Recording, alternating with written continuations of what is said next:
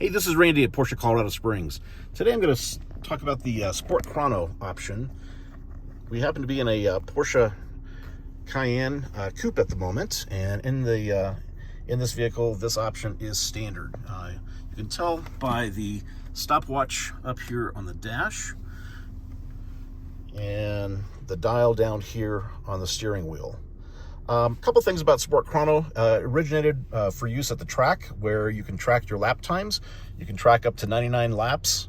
If I start it here, you can see it's showing a lap, split times.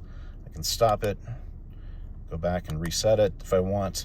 But you get to this screen by scrolling, using the scroll button on the steering wheel to scroll through the functions here.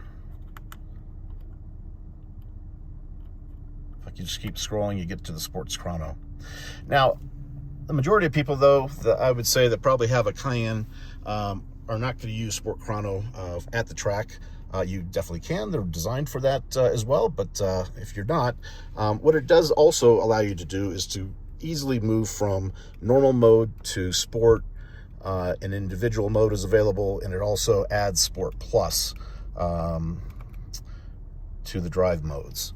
So you can get to these screens and these functions by either turning the dial, or if you go over here on the PCM and press the car, you can see this comes up: normal, sport, sport plus, and individual. The individual mode, in that mode you can adjust. Let's say you wanted to be in sport, but you wanted a sport plus settings for the stiffness of the shocks.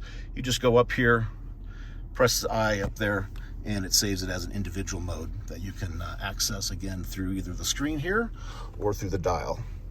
One of the things about Sports Chrono, in the Sport Plus mode, you also get launch control. So if I'm in drive, put my foot on the brake and mash down the accelerator, and you'll see it says performance start comes up, and that's when it's ready to take off.